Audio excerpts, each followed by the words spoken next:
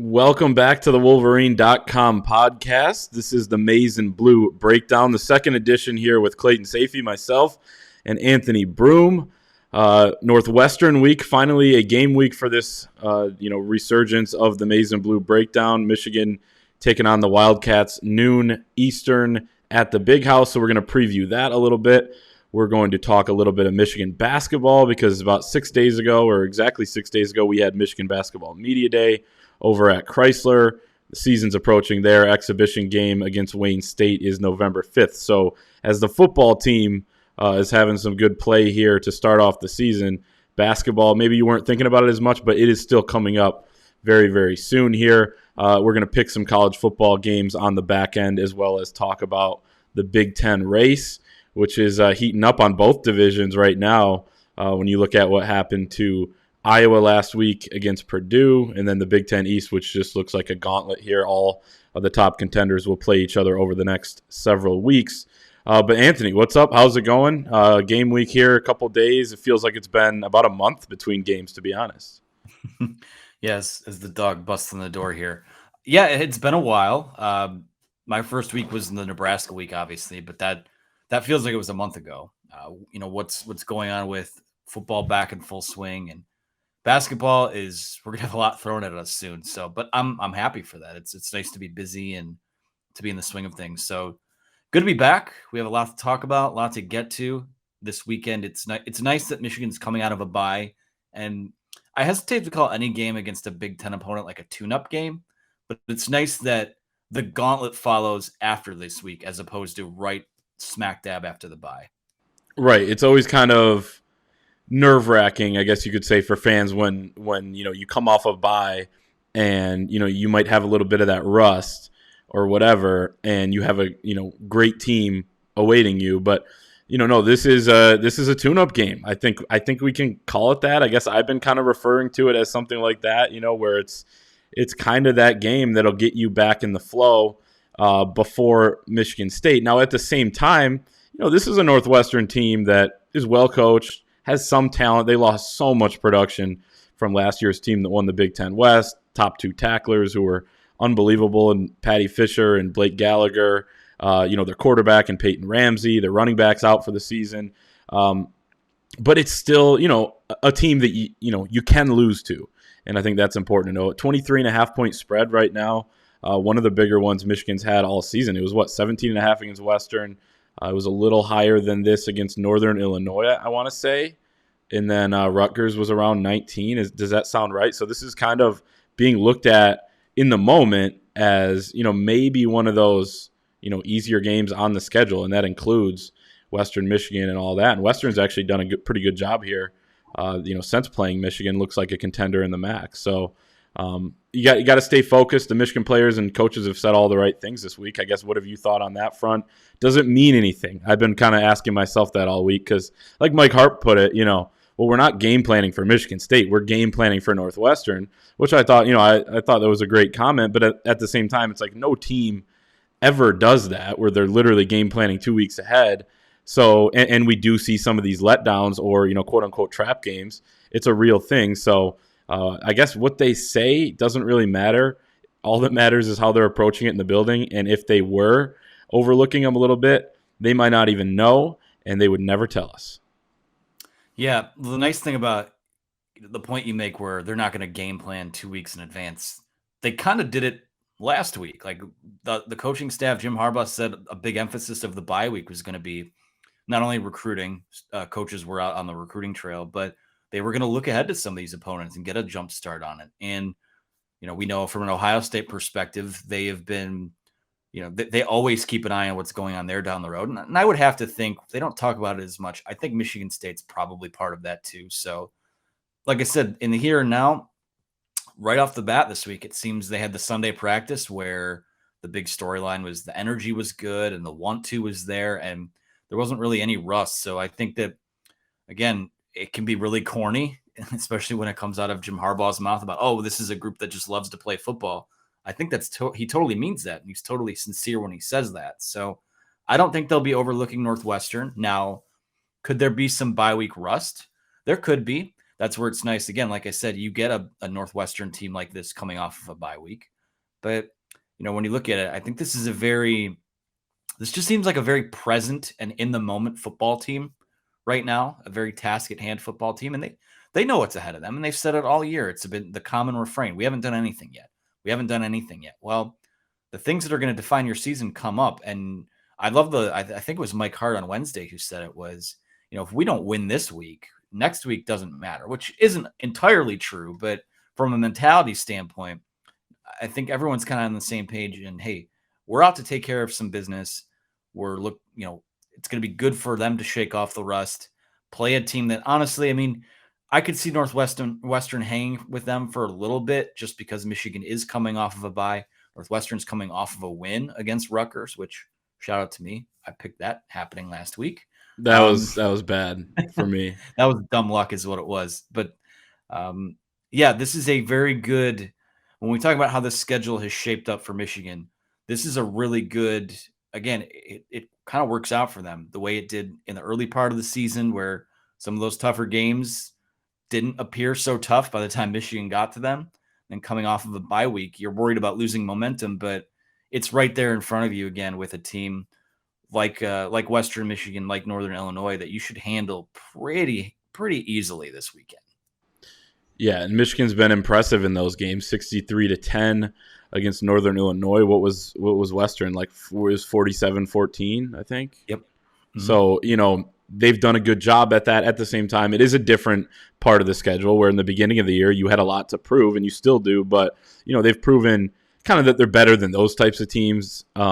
Including Northwestern, and could be some look ahead. So that'll be obviously something to watch. Probably the biggest storyline because we're talking about a Big Ten contending Michigan team against a low-level Big Ten team on the other side of the division. So the storyline is going to be, can Michigan get through this one before they play Michigan State, and can they look good doing it, get that momentum back that maybe they quote-unquote lost during the bye week and take it into Michigan State, who will be coming off a bye themselves. But yeah, Michigan get through this one. And I thought that comment you brought up from Mike Hart was interesting. I was kind of thinking to myself during, when he said that, well, actually it would make it matter a little bit more because you would lose that one loss buffer, right, to win the rest of the league.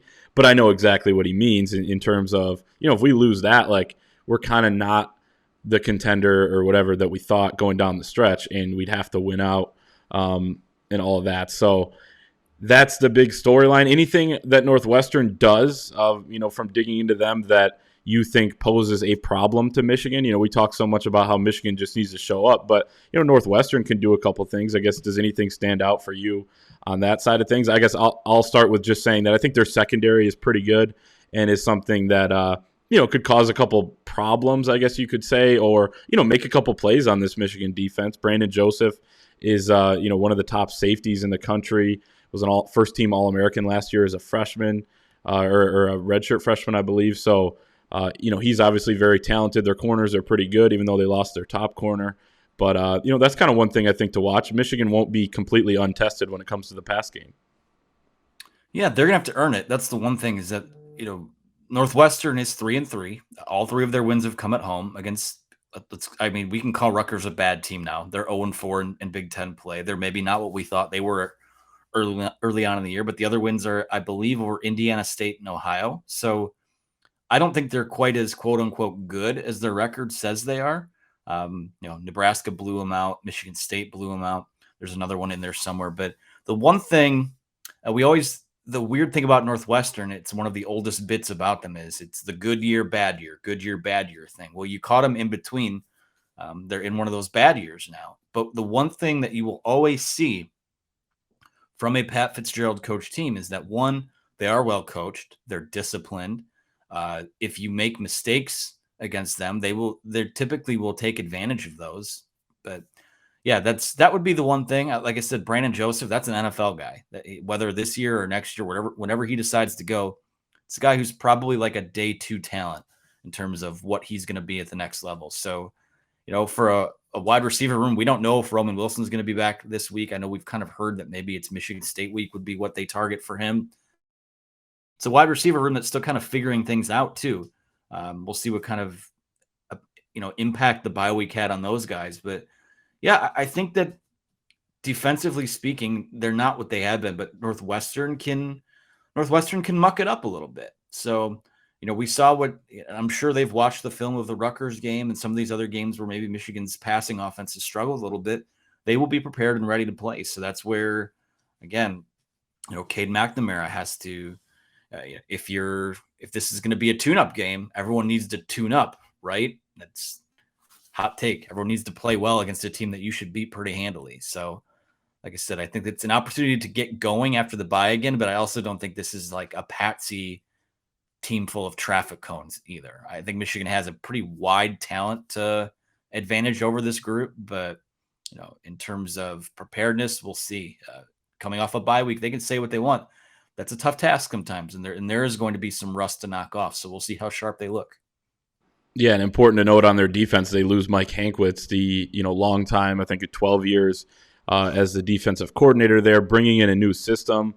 Talking to Mike Fitzpatrick of the Northwestern rival site this week, he was talking about just how different that is. They're running more nickel now. They went back to more of a 4-3 base. Now, that could have been game plan specific last week against Rutgers, but they had more success, only allowing 7 points for the Scarlet Knights there. So that's something to watch as well, a new system that will take some time to break in. Maybe they're figuring a few things out here as we get into the mid-season, so something to watch there. But Mike Hankwitz, as people know, former Michigan player and graduate assistant.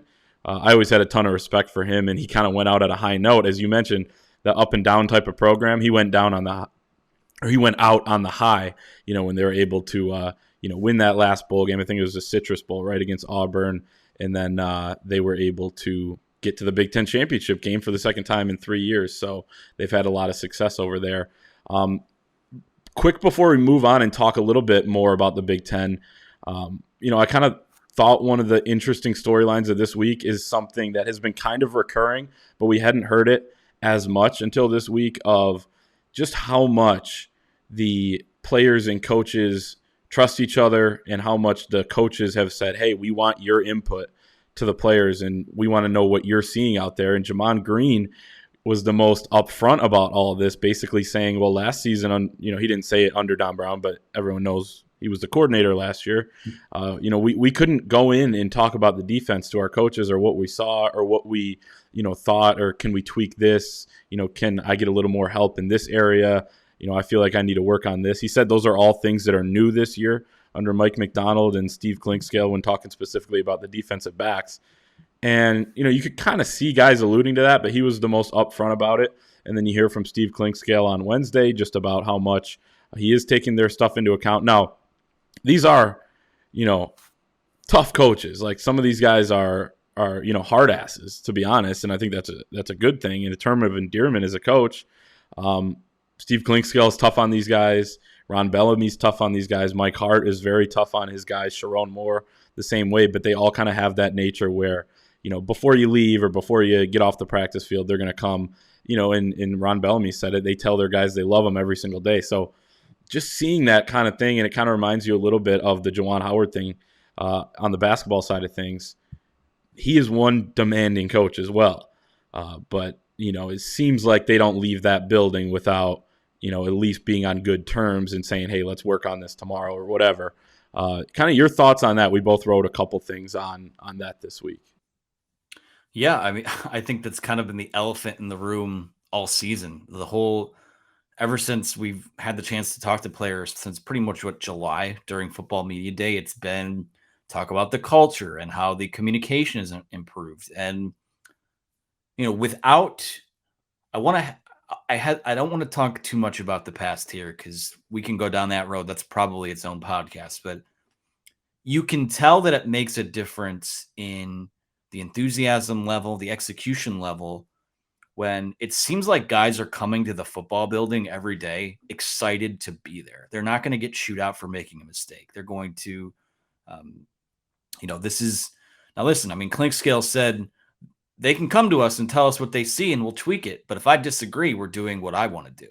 And that's where the lines of communication staying open, I think is incredibly important. I mean, you and I are both kind of around the same age, but players are coached now so much differently than even in terms of what they respond to, even differently than when like you and I were playing sports or whatever it was. And like, obviously we didn't play it at that high a level. I can only speak for me. I can't speak for you, Clayton, but um, guys, it just makes a huge, like guys don't, the fire and brimstone stuff just doesn't play anymore. And I think that's where Jim Harbaugh deserves a lot of credit. He always, there's always a storyline that he's this stubborn, hard-headed guy and he has to have things his way. But the way that he approached this offseason and bringing in guys that were not only just really good teachers of football, but also guys who are good communicators, that were empathetic, that have been in some of these player situations in Clinkscale and Mike Hart, Ron Bellamy. Those guys are former players. It's made a difference. Like I said, it really just boils down to, it's a lot easier to have fun playing football when you don't dread making a mistake or coming into the building every day. And know that if you make a mistake, you're not going to get embarrassed in film study or, singled out in practice and get chewed out in front of the team. It's, when we talk about communication and culture and all that stuff, I really do think it's as high as it's been in a really long time in that building right now. And you see it in the way they play on the field. Now, talent wise, it's still kind of a work in progress. You can go, I mean, the defense isn't quite where I think they'd want it to be when you go look at some of the national numbers, but these guys are playing loose and being put in positions to win. And this staff has empowered them to do that. And it's probably been the biggest thing that's led to where they're at so far this year.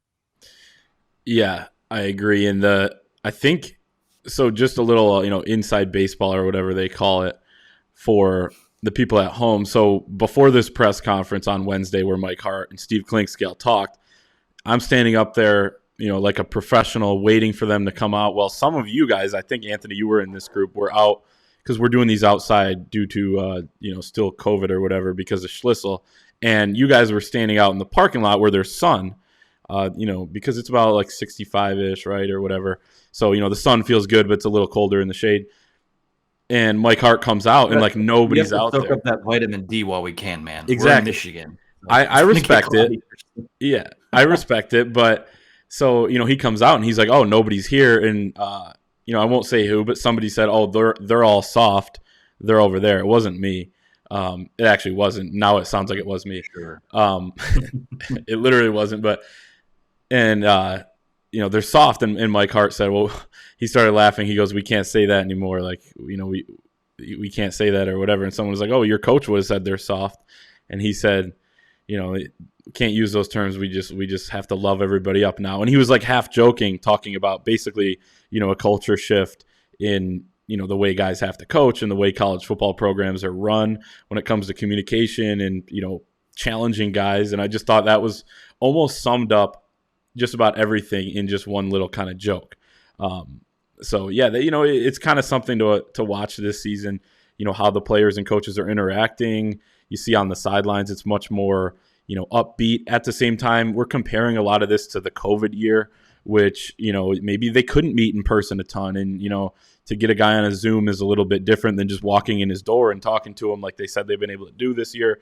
So part of that, I want to give some of the old coaches the benefit of the doubt because those are some good coaches that were on that staff that did some really good things at Michigan. But especially on the defensive side of the ball, it just feels like a completely different vibe. And, it's just something we continue to hear about and was really one of the things that was most talked about this week at the media availabilities. So I thought it was kind of worth bringing up. The one thing I'll say to put a bow on that is that, I think a lot of the problems they had culturally or from whatever you want to call it, those are things that, the COVID season expedited a lot of that or made it a lot worse. But I think a lot of those things are kind of bubbling under the surface for a couple of years. But, as it pertains to the anecdote, and I don't remember if it was you who called us soft or not. So it literally wasn't. I just don't want to oust a guy that may or may not work. No. We're joking about good here. But, it goes to show like that Mike Hart story that these aren't just buzzwords that these guys are throwing out there. Like they live it too. In a moment like that, you see what a person, what their off the cuff comment is. And that's not a slogan or they're living those things that they're teaching too. And it's one thing to say it, but when you go out and show it by example too, it's it creates a palpable energy that people gravitate towards. So I totally get it. That's very clever on your part to tie that in too. That's what I'm here for. I mean, what are we talking about here? But no, so yeah, that's definitely interesting and something that I think is helping Michigan. You talk about mostly on the defense of side of the ball because you have 4 new coaches over there, but Sharon Moore is doing a lot of the similar things. You hear about the input that he's willing to take. Mike Hart, maybe not as much input, but he's just such a damn good coach that I think he's got those guys going in the right direction. And you probably already saw that with Jay Harbaugh, and you could really go down the line as well on, for some of the guys that remain here that have been here for a few years. It's not like that wasn't happening at all and is completely new, but it's increased. It's happening more. It's heightened, definitely. So let's talk about the Big Ten race and what we see, because we just have some great games coming up this weekend after the bye. It's kind of a tune-up for college football fans as well. There's not a ton of huge games, but then October 30th, we have a noon game, Michigan State, and then at night we get Ohio State and Penn State. So the Big Ten East right now is, basically 3 teams at the top that haven't lost in the conference, and then Penn State, who I consider right there with those teams because you can lose a game and, they can win out and win this division. All that matters is the games coming up. They're in the same boat. They just don't have that one game buffer. We're about to go through just one of the most insane second halves of the season in the Big Ten that I've seen.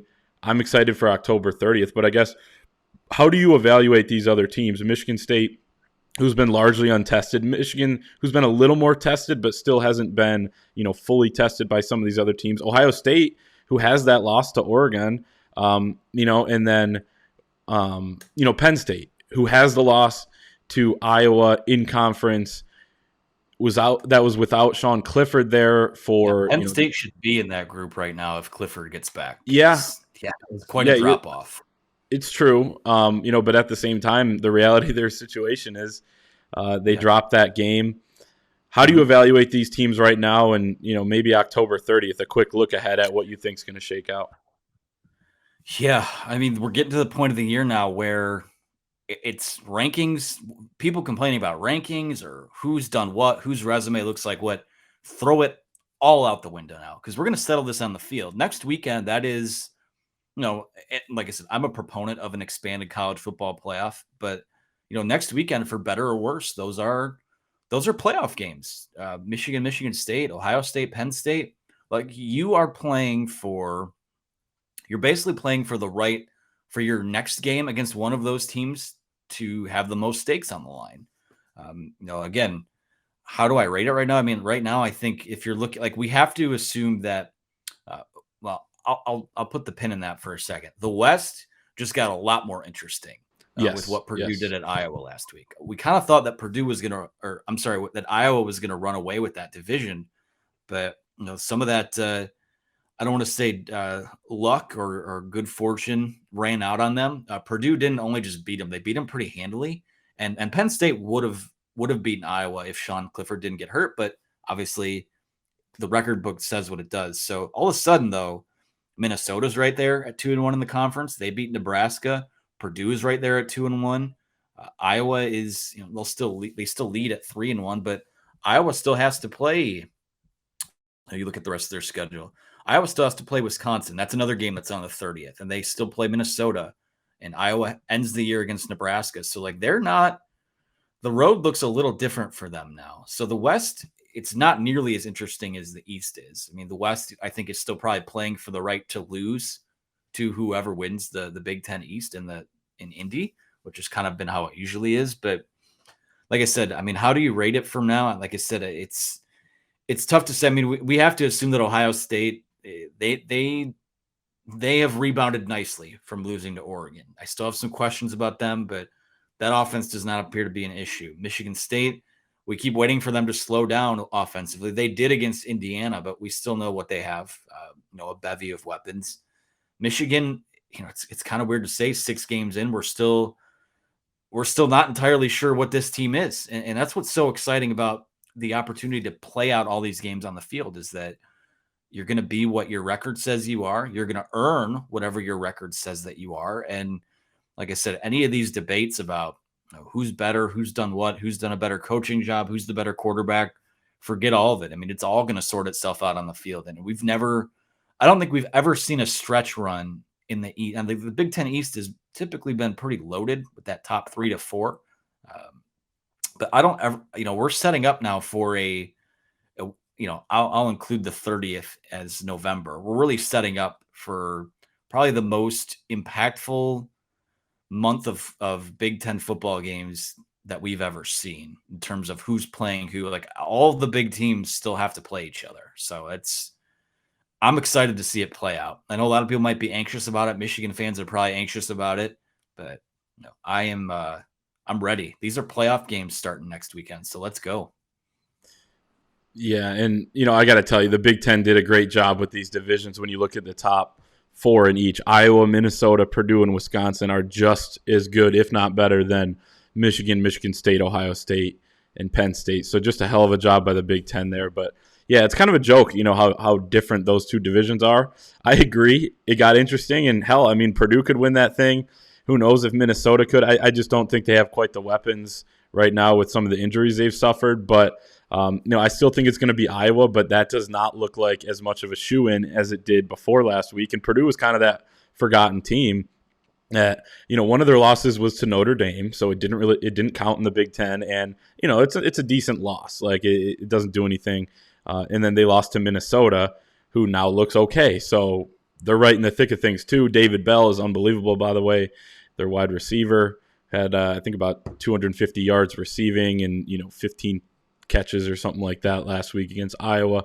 But it's going to shake out on the field, as you mentioned. I think Ohio State has the leg up in the East still. I imagine you agree with that.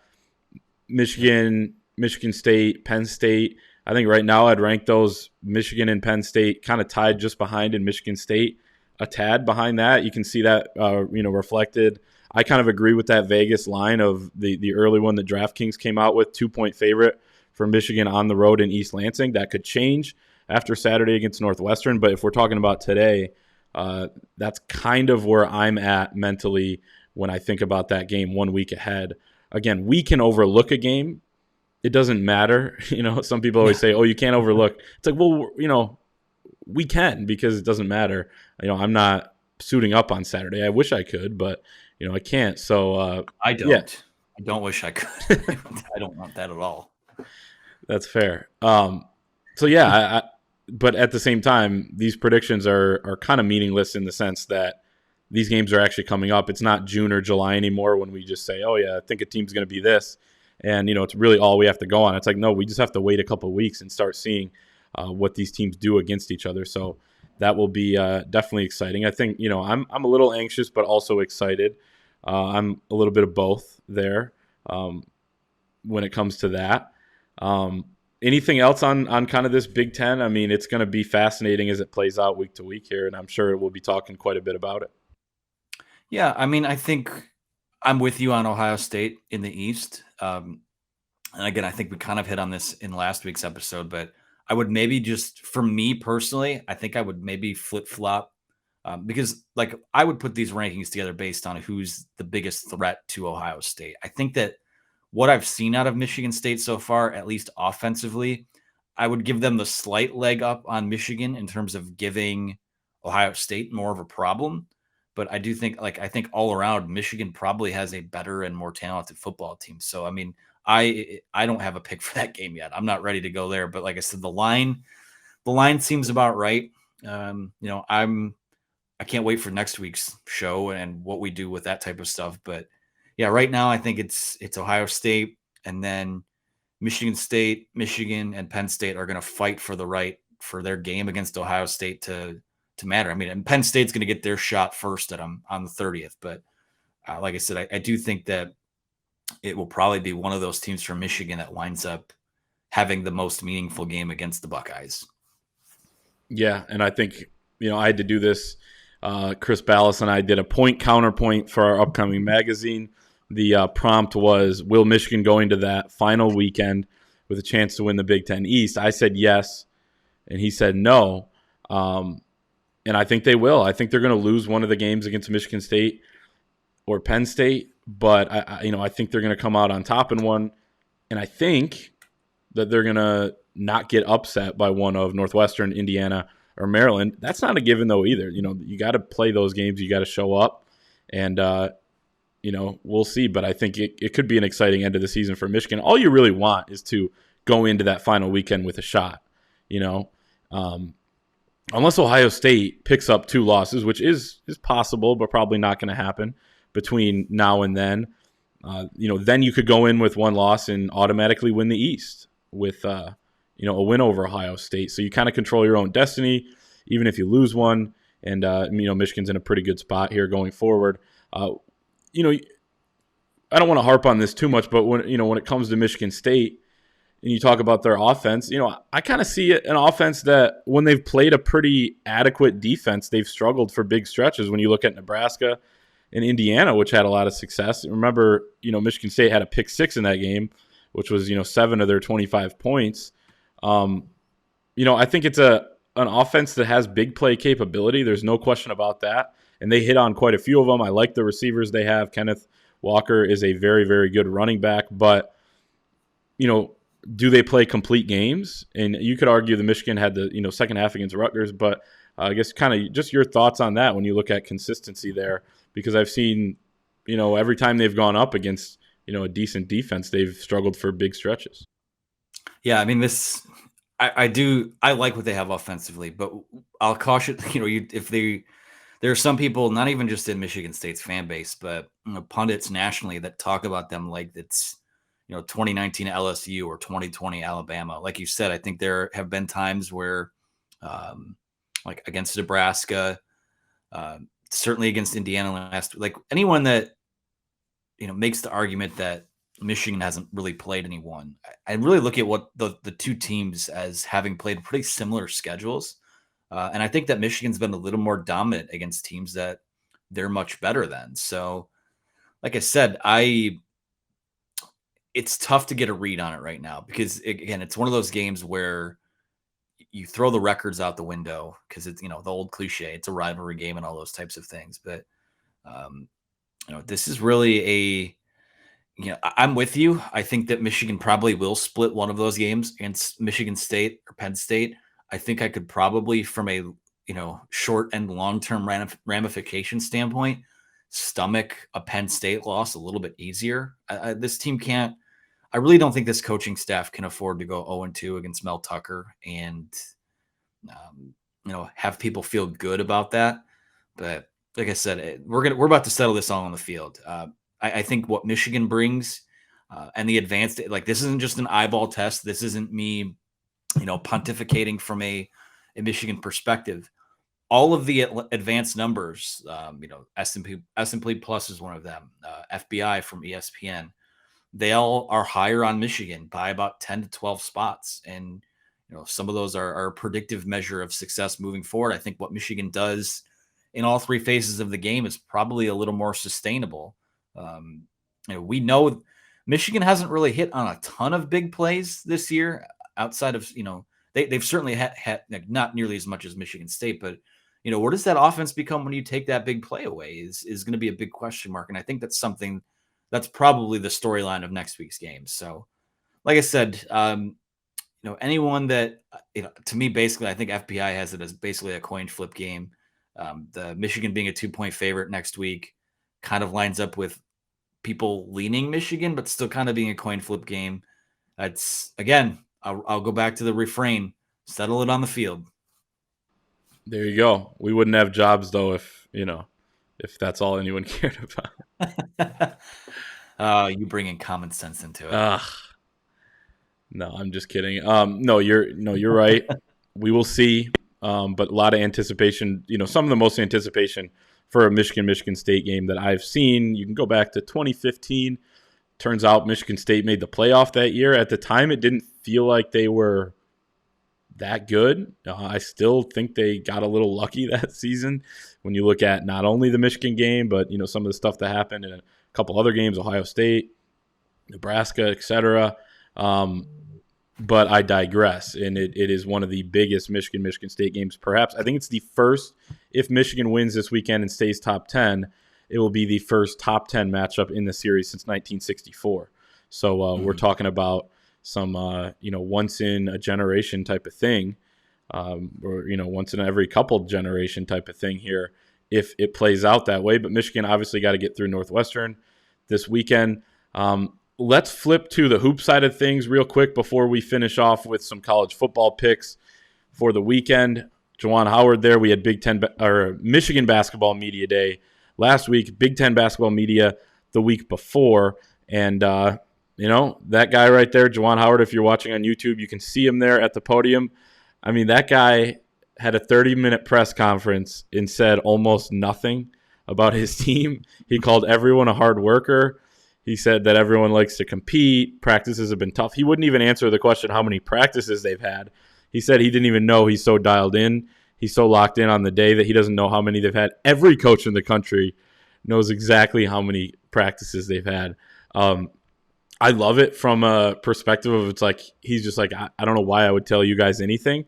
At the same time, now that I'm in this business, it's a little bit like, okay, we'll see. And also at the same time, this is the biggest question mark of a Michigan basketball team he's had. We kind of knew what those pieces were 2 years ago. Last year, it was kind of plug and play at a couple spots. We'll see how good the transfers are, et cetera. This year, 6 new freshmen coming in. You're losing a whole bunch of production. Franz, Isaiah, Mike Smith, Shawn D. Brown, Austin Davis, and you're plugging in different pieces. So we don't necessarily have a feel of when he says something, how we, interpret that and, what we think that means about how he actually feels about his team. So all of that to say, did you take anything away from Media Day? I took a lot more away from talking to the players, so I guess we can talk about that as well. Getting to hear from them was a little bit more, less coach speak because they're not coaches, and Juwan Howard gave a whole lot of that. But I guess what were your thoughts on the whole thing? Yeah, I think I learned more from Juwan Howard in the 30 to 45 minutes of practice that we saw. That's the first time personally I've ever witnessed that. So for me, it was just he is active, man. If he has had a Fitbit or a fitness tracker, Apple Watch, whatever, I'd love to know how many laps he does around the court in a given practice. I mean, he's getting in there. He's watching everything. Phil Martelli, Sally Washington, and Howard Isley are more kind of at center court, kind of peering at everything. But Juwan Howard is like the Tasmanian devil zipping around there. I think I'd take more away from that. I'm with you, though. I think player-wise, from the podium stuff, I think that's where many of the takeaways come from. I guess the first being for me is that, being that close in person, which was so great to be at a media event in person for basketball. Last year was all virtual. But guys like Caleb Houston and Moussa Diabate, yeah, they're freshmen, but they look the part of NBA players. And this was the case at their senior proms, if they had some during the pandemic, but those guys physically look the part, and they're going to, I would assume that Houston will slide pretty seamlessly into that Isaiah Livers role. Diabate is going to be someone who I think comes off the bench, but would love to see combinations with him and Hunter Dickinson on the floor at the same time. It sounds like they've been working on a little bit of that, but can I just comment on that? Let's talk about that for a second. Do you think that's going to work? I don't know. I mean, it's all about spacing. Yeah, right? I was going to say, I don't know if one of them can space the floor, and it's already going to be semi-clogged up with Brandon Johns in there too, not being Isaiah Livers. Yeah, no, that's where a guy like Dickinson, like he says a big reason he came back to Michigan was because NBA teams wanted to see him take his game a little more away from the basket. And I think that I seem to remember Juwan Howard talking about that during the media day press conference too, where if you go look at his high school film, he did shoot from the perimeter a lot more and shoot a lot more jump shots. So we think he wasn't asked to do that last year. They had him playing as more kind of a throwback big man. And there's a part of me that thinks that's still kind of going to be the case, but it's all going to depend on if Dickinson can shoot and be a legitimate shooting threat, and if Diabate can shoot. I'll say this: I mean, I know he's raw. It looked like from the shoot around stuff we saw that shot is coming along. I think the mechanics are pretty good. It's just a matter of repetition. So it's one of those things where if they can have the proper spacing on the floor, that would be a lot of fun to watch. But, if you're talking about a lineup, if they throw a big lineup out there where you have, let's just say Johns is at the 3 or Williams is at the 3, and then you've got Diabate at the 4 and Dickinson at the 5, I could see where things might get clogged up a little bit. So I don't know if that lineup is necessarily going to be a staple for them. I think it might be matchup or game dependent, but the fact that they might be able to pull it out of their back pocket is it is interesting, to say the least. No, I agree. We're going to see it. I think in terms of numbers in the front court, we're going to see it. I don't know how much you can go with that when you talk about, Diabate. I think you're putting it pretty nicely when you say his shot, at least in my opinion, is coming along. I think it could get there, but I mean, it's just, I don't know. It's too long. I also think Hunter, watching him shoot before I dipped out a little early to, get a jump start on writing and hitting a high school football game on Friday. Like his shot, I don't know how he's gonna get that off. If you remember Teskey when he started shooting threes, that was a pretty quick trigger. And obviously you're gonna have a ton more space when you're a big guy because they're not gonna respect you, and they're gonna play a lot more help off you. But like, I don't know how much Hunter's gonna get that thing off. Either Jawan, you mentioned what he talked about with Hunter being able to do that, but not doing it last season. He said he sacrificed and did what they asked him to do. It's like I thought that was interesting. It was that big of a sacrifice. Yeah, exactly. I thought that comment was a little interesting that he said that because, I think he's trying to give his guy maybe a little confidence, which I completely respect. But it's like, I don't know that like Hunter could have just been like sitting at the perimeter and shooting if he wanted, but like they just decided to put him down low. Like I think that was kind of more of his forte and still is in my opinion. Having love, you know what I Right. mean? Like, I think that's kind of what they hope he might, or what he thinks he might be able to be, but I just don't think he's that type of player. Right. So yeah, the front court's interesting in that aspect. And then the only thing I have to add on those guys is the Terrence Williams piece that you mentioned with, his shot looked better to me, but, I still don't think that's going to be something you rely on a ton. Can he get, in the low 30s or something like that from deep? Shooting is going to be a big storyline on this team because you lose so much of it, especially with Livers, who was elite for 4 years at shooting three at the very least. And Franz, who was inconsistent with it, but it was a threat, and you had to respect it out there. And then Mike Smith and Sean D. Brown, who were both spot-up guys, Talking about the the backcourt, though, Kobe Buffkin, first of all, he got a haircut, so he looked way different. And then, I saw him play in high school and, got to talk to him a couple times. He is going to be a weapon on this team. Somebody asked us in our Thursday chat over on the site, who's the first guy off the bench at each spot? I said backcourt's Kobe Buffkin. Wing, I'd say Terrence Williams, though, as you mentioned, he could play the 4 or the 5, too. He's been repping at all of them. And then Musa Diabate at the 4 and the 5 is kind of the next guy off the bench, assuming our starting lineup, of Brandon Johns being at the 4 is the case. Kobe Buffkin, I think, is that next guy off the bench. He said he's been repping as a combo guard 1 and 2. And that gives this team a different element and something we haven't seen Michigan have under Juwan Howard or really in a long time, a guy that is kind of that combo 1-2 as opposed to a Mike Smith who is a straight up 1 or a Xavier Simpson who is literally the definition of like kind of an old school point guard where, he's going to get in the lane, pass or whatever, but he's not like a combo at all. Your thoughts on, I guess, maybe what that backcourt rotation is going to look like? And by the way, for the people there who saw Eli Brooks, precautionary reason, was in a boot, did not go for the little bit of practice that we saw, but we're told he won't miss any games. And it's just kind of one of those things where they don't want to make it worse before, the season. Yeah, there's no reason to rush that guy back if it's just a little bump or boo-boo. We were told it was kind of just a stabilizing thing. So nobody freak out about that. I know people had their magnifying glasses. People on Twitter did, yeah. I saw you had to dispel a couple notions there. Yeah, I mean, I only tweeted out that it was precautionary 3 times, so that's fine. Nobody went back and looked. It's okay. I won't harp on that too. I'm just kidding. Yeah, I've liked this backcourt a ton. It's probably the deepest they've been there in a while. Devontae Jones was the best guard in the Sun Belt last year. Obviously a different league, but I think that they're probably not to make a direct comparison to Mike Smith, but I think that's probably a little more competitive of a league than, say the Ivy League is. Sunbelt is, or what he did there was impressive, and I think that he was a perfect fit. I think he's more of a guy that can create his own offense in terms of being, instead of just being a distributor. And they've really been harping up his defensive prowess too, which I've been kind of surprised by. So I think he's a good fit. Personality wise, he's kind of has like a dry wit about him. Doesn't quite have like the personality that Mike Smith did. Yeah, he had everyone laughing, but he wasn't laughing at all. He was just still talking. He was talking about how much he loves the weather and how he's just wearing sandals around and everything, and he's going to hate it when it gets cold. And, but was saying it a lot funnier than that. And then he just keeps going and going and going. He was probably the best press conference.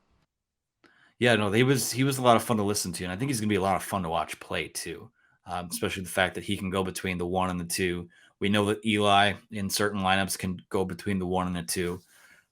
I think that that's probably something they'd like to do with Bufkin as well. So all those guys that you can kind of switch around and they can do their thing, create their own offense, that's good for them. And, Frankie Collins, you could throw him in there as well. I think it's going to be, we haven't even talked about Zeb Jackson yet either. So they just have a lot of guys there. And, the nice thing about them is that without even knowing who's going to be, how these minutes are going to shake out, you can kind of see a path where this team can go 9, maybe as much as 10 deep on a given night. And that's, one of Michigan's biggest strengths from last year was that it felt like they could come at you similar to like hockey lines where sub a group of guys out and you have this fresh group of talented guys that come in.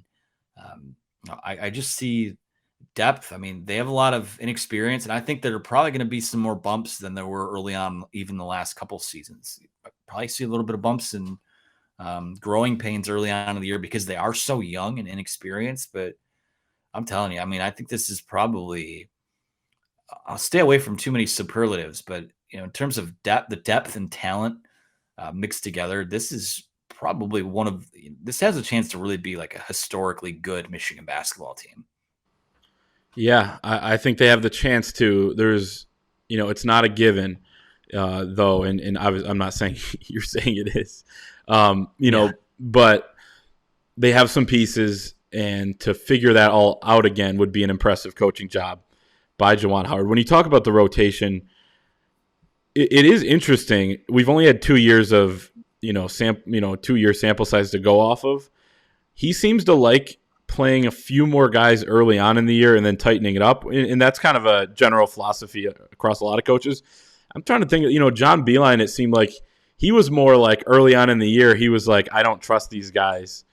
He was more like shorter bench in a way. And then you would see remember Jordan Poole was playing more and more and more as a freshman, towards the back half of the Big Ten season and things like that. So I think it'll be really interesting to see with this team, which feels like you have enough, more guys that can play than he's ever had. Will he keep it at 8 like he's had, pretty short, or will he expand that out? You got to keep guys in rhythm. It's a tough balance, but you have a lot of guys to keep happy too. He's done a phenomenal job at it, better than any coach I've seen in the country over the last couple of years when you look at the portal and, all that type of stuff. And, making sure there's no guarantees, but, guys still want to be able to play. That whole thing with, the first time when it's kind of fully his guys will be really interesting to see, I think. Anything else on hoops? Ready to see him play. All we really did was watch him shoot and pass the ball to each other. Yeah, that's another thing is, I saw a couple of the drills before I bounced, but you had said that it wasn't much more than that, and I watched your video, which is on the YouTube channel if people want to check it out. A couple, some chest passing drills and a couple shooting drills going around cones. Frankie Collins' shot needs a ton of work, as we already kind of knew, and you mentioned that with with some of the shooters, he's not one of them yet. And Terrence Williams' shot looked a little better. That was basically my takeaway from the cone drills, but we'll see with those guys. No, I don't have much else to add there. Ready to see him again. Going to go back to the refrain from football. see them sort it all out once the season starts. So There you excited go. to see that.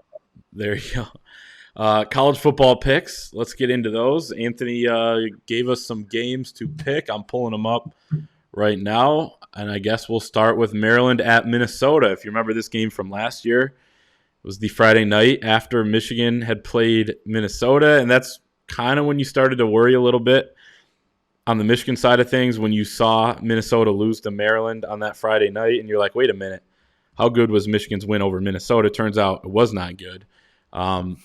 Minnesota 4-point favorite in Minneapolis. You can pick this one first because I'm still torn. What do you got? I'm going to think about it. Yeah, this one's a tough one. I'm a little caught off guard by Minnesota beating Nebraska last week. That was one. And, go back to last week's records really quick. We were both 2-4, so nothing to really write You had to home bring that up. about there. You had to bring that up. Well, for posterity's sake, this is a transparent era of the maize and blue breakdown. So that's all me stalling to say I think that Minnesota will win this game. And I think they'll cover as well. Okay. I lean that way as well. They seem to be rising a little bit, and betting on Maryland just never seems smart. The fact that they were 3.5-point underdogs only to Iowa and then got routed by like 50, that still kind of scars me a little bit. So I see on our live spreadsheet here, Anthony's putting his picks in. Clemson at Pitt. This one is my lock. 3.5-point favorites. Pitt, is that right? Yeah, Pitt's a 3.5-point favorite. If it was a 3.5-point underdog, I would still take Clemson in this game. Clemson, way more talented. I know Pitt always kind of gives everyone a struggle, but this is a Pitt team that lost to Western Michigan, no disrespect. And I got Clemson on the road winning this game by double digits. Well, I have to deviate from you somewhere. I'm going to go with Pitt. I'm buying the Kenny Pickett hype. I think that Clemson is kind of going through a season. Obviously, Clemson has achieved more prior to this, but they're kind of going through a season similar to what Michigan did last year, where something's not working and they've had a hard time finding themselves. And every time Clemson has showed up on a pick sheet for me this year, I feel like I've picked them and said, this is when they figured it out. I'm not ready to do that. So I'm going to go Pitt. Okay, so that will be one of the games that could decide. We were deviated on a couple last week, but then we ended up having the same record, which obviously is a possibility again. But going head-to-head on that one, Oregon at UCLA, 2.5-point favorites are the Bruins in the Rose Bowl. This is kind of a toss-up because I feel like UCLA is, kind of a team that is playing a little bit better, and Oregon's that team that beat Ohio State, but then, kind of had a stinker. I have Oregon. I'm going to go with the road underdog again on this one. I just think that they have a little more talent, and that'll eventually win out. Yeah, I'm going Oregon as well. There's something about UCLA. I can't buy them, even more so than maybe, Oregon after how they've struggled a bit lately. But I'm going Oregon here. I think I think Oregon will win the game. USC at Notre Dame. Notre Dame 6.5-point favorites in South Bend.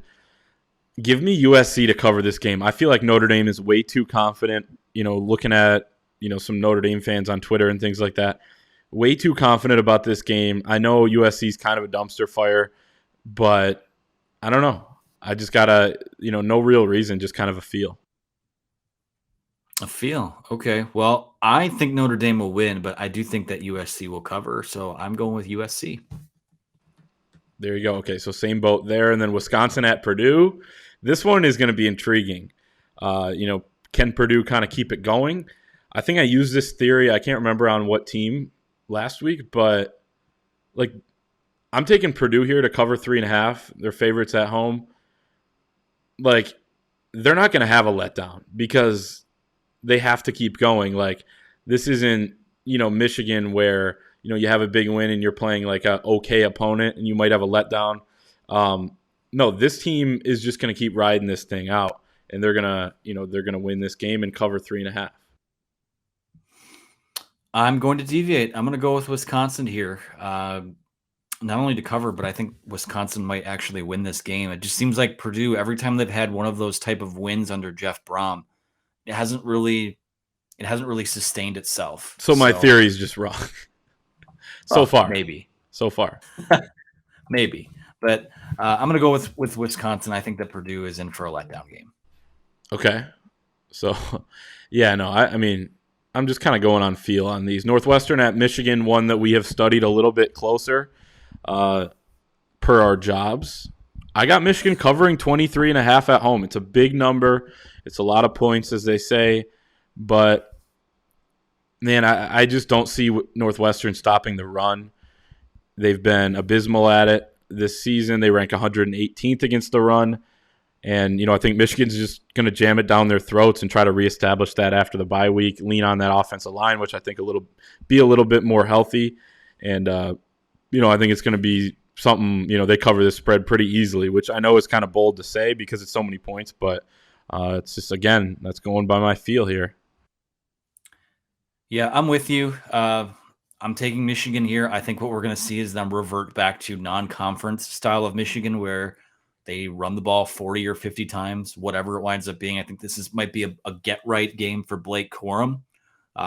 Northwestern's defense allowed, I think, maybe 248 yards against Kenneth Walker in week 1. I'm not saying anyone on Michigan's still going to do that. Plus, they have 2 really good backs and a guy who might start playing a lot more in Donovan Edwards. So this is going to be you're not going to see much of the passing game. I think they're going to try and win the way that they'll be able to win the way that they did early on in the year, and they'll cover that spread, I think, pretty easily. There you go. So those are our picks. That is our show for this week. Follow along for all of our Michigan Northwestern coverage this weekend, pregame, in-game, postgame at thewolverine.com as always. And we'll see everybody next week.